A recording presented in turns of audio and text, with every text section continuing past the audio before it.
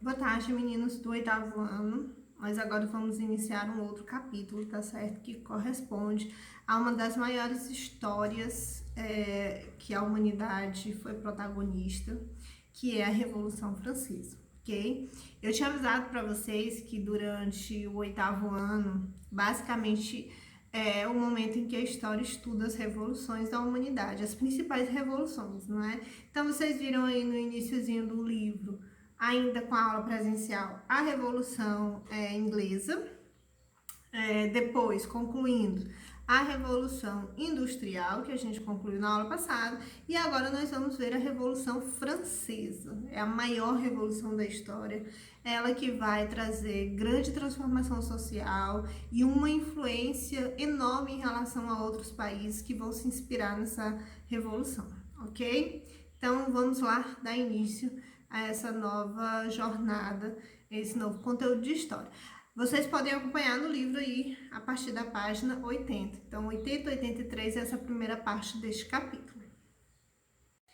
A Revolução Francesa, ela se deu na França, obviamente, em 1789. Na verdade, esse é o ano que os historiadores colocam como grande marco da Revolução Francesa. Mas vocês vão entender que existe um processo para se acontecer essa revolução e que essa revolução, basicamente, ela é marcada de 1789 a 1799, tá certo? Então, é basicamente esse período, sendo que 1789 dá-se como marco inicial, porque nós temos aí um grande acontecimento na França, que é a queda da Bastilha, que vai trazer toda a marca histórica dessa revolução, mas a gente vai ver isso um pouco mais adiante.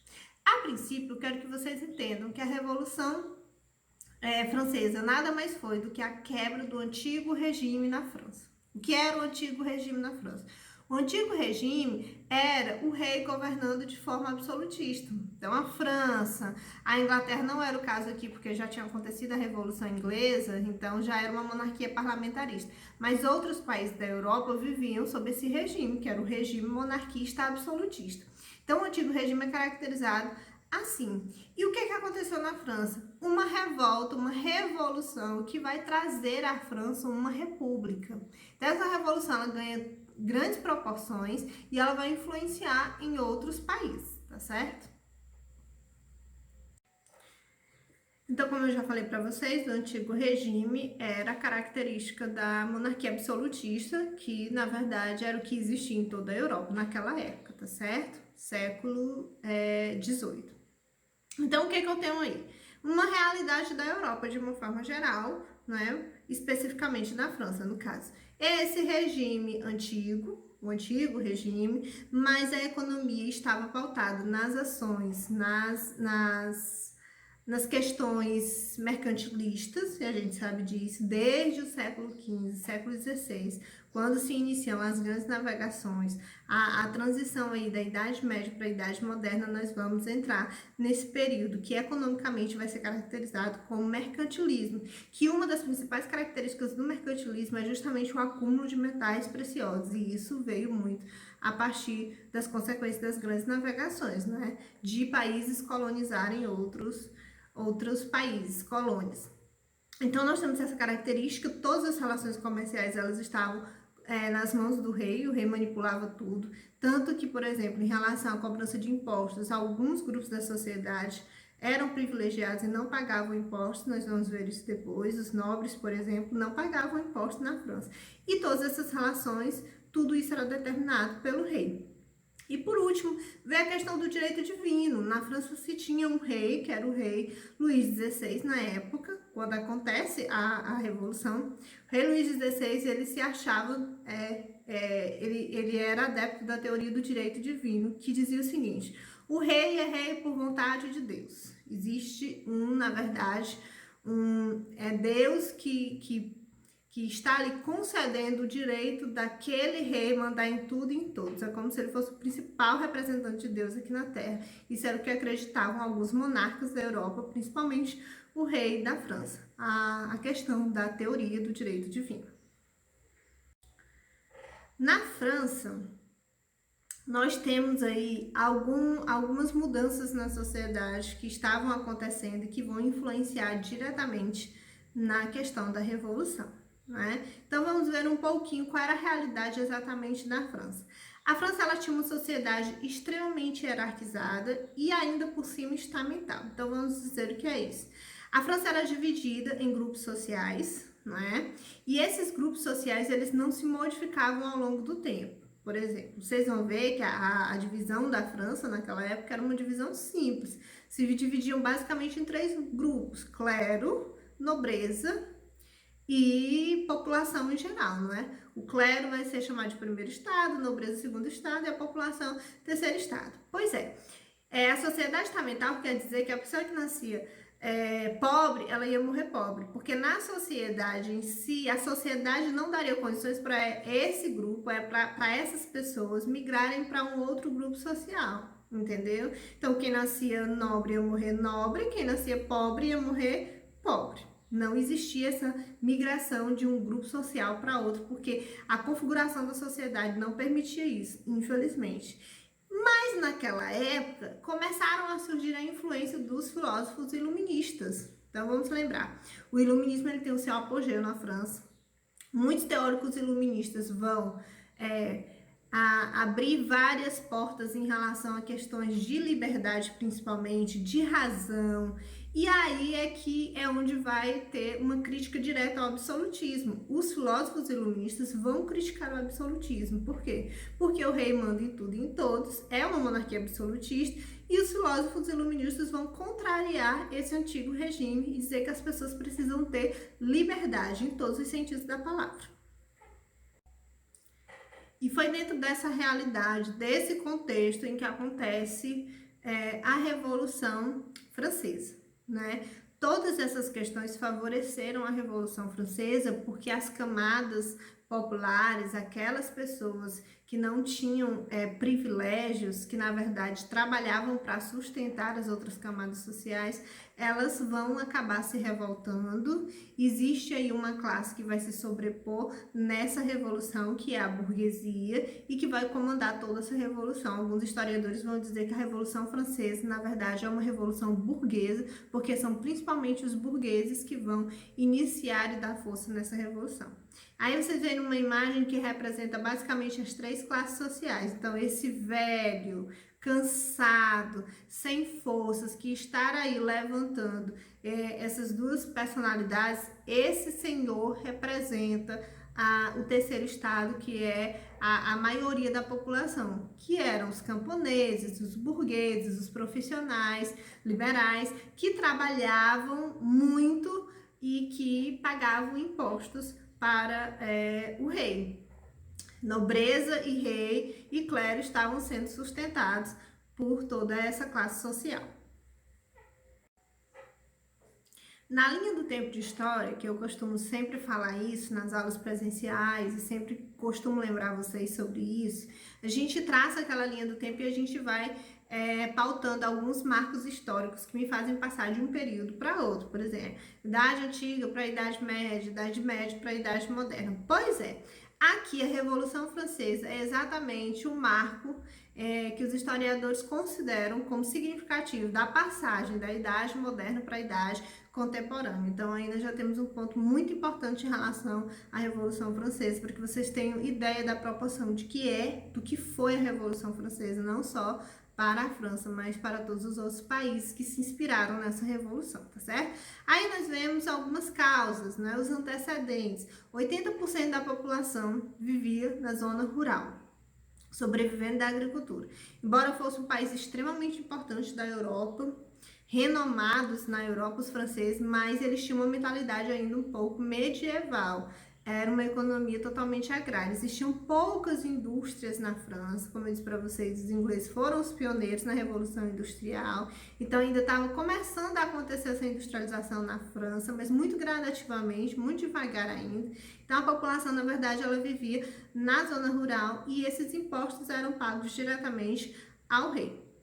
Então, era a população maior da Europa, estava concentrada na França, 25 milhões de habitantes na Europa, e a figura monárquica aí nós temos o rei Luís XVI, que é ele que está no poder quando acontece a Revolução, e a rainha, que é considerada a rainha a que mais ostentava, que é a Maria Antonieta, esposa do do Luís XVI, não é? Ela que vai contribuir para os grandes gastos públicos, né? O rei Luís XVI, a sua esposa, vão aí dar início a um gasto público muito absurdo. Então, os camponeses, essas pessoas que pagavam impostos, vão, na verdade, pagar pela luxúria, por todo o luxo que era consumido por essa monarquia que existia na França nessa época. Então, nós colocamos aqui 3 das principais causas que propagaram, que se difundiram, que acabaram culminando com essa revolução, que é a Revolução Francesa, né? Eu já falei anteriormente sobre os gastos do rei Luís XVI, né? De toda a corte francesa. Pois é, isso foi uma das principais causas, porque, na verdade, eles luxavam muito, viviam no conforto, faziam festas, banquetes, e quem pagava por tudo isso era a maioria da população, principalmente essa população que vocês viram que morava no campo, que mal sobreviviam dessa produção agrícola, pagavam pesados impostos e acabavam aí bancando toda a mordomia do rei, da sua esposa, da corte como um todo, tá certo? Dos nobres, né? Então essa é uma das principais causas. E as ideias iluministas que eu falei para vocês, né? O iluminismo, ele vai ter o seu apogeu na França. Então, assim, as ideias iluministas, elas vão ser muito mais difundidas na França. E o iluminismo vem dessa ideia justamente de liberdade, de romper com as ideias do antigo regime, de criticar o antigo regime, ou seja, o sistema absolutista. E ele vai aí contribuir para dar início a essa revolução na França. E um outro ponto muito significativo no início da Revolução foi, talvez, o estopim aí para que, de fato, a população começasse a se revoltar, foi a participação da França na guerra contra a Inglaterra, uma guerra que aconteceu lá com a independência dos Estados Unidos. Vamos relembrar porque vocês já viram isso. Ingleses passaram a povoar a região norte da América, vocês lembram disso. Depois de um tempo dessa povoação, o rei da Inglaterra quis lucrar com isso, porque afinal de contas isso acontecia na Europa, como por exemplo Portugal, colonizou o Brasil, né? Espanha, muitos países da América. Então o rei da Inglaterra queria lucrar com isso e começou a também cobrar impostos lá na América do Norte, que hoje são os Estados Unidos.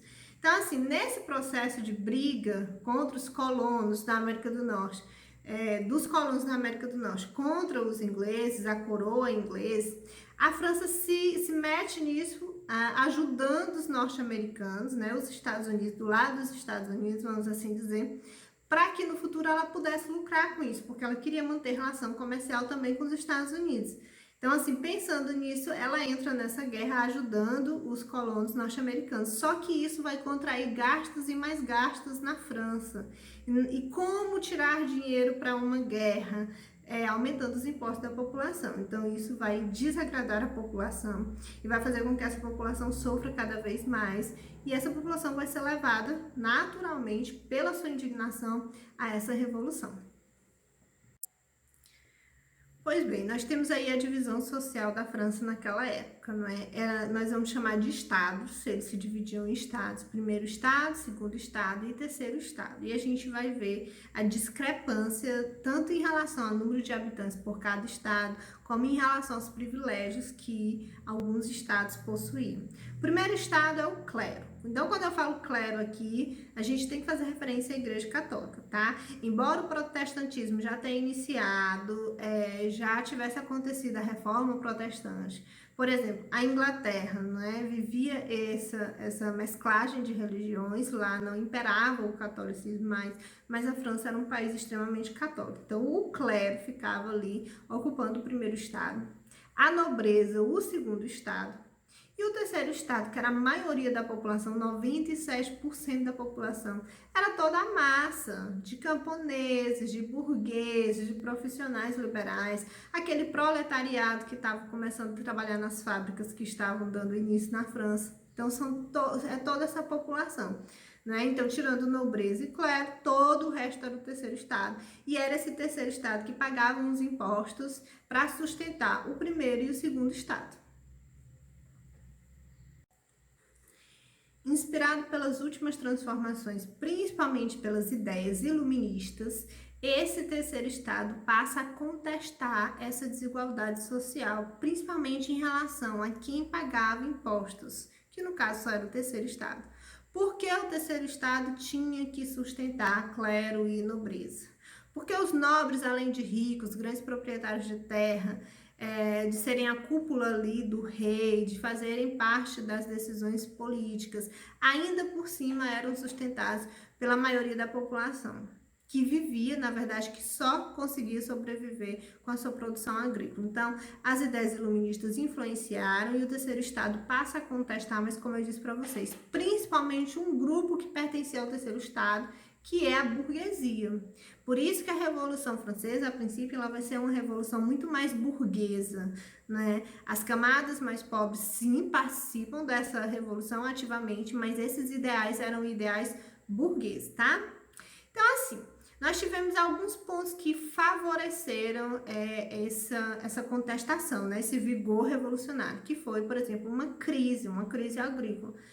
Na França houve um inverno muito rigoroso, e aí perdeu-se a produção, porque era uma economia agrária, perdeu-se a produção, o lucro total, porque esse inverno rigoroso fez com que não se produzisse, não se tivesse, na verdade, a colheita esperada, e isso fez com que o rei tivesse esse abate no sentido de lucro. O que ele faz? Ele pensa em aumentar os impostos para poder ter o mesmo valor de sempre, para ele conseguir se manter na vida de conforto e luxo que ele e toda a corte tinha, né? Então é aí que dá início, de fato, a Revolução Francesa.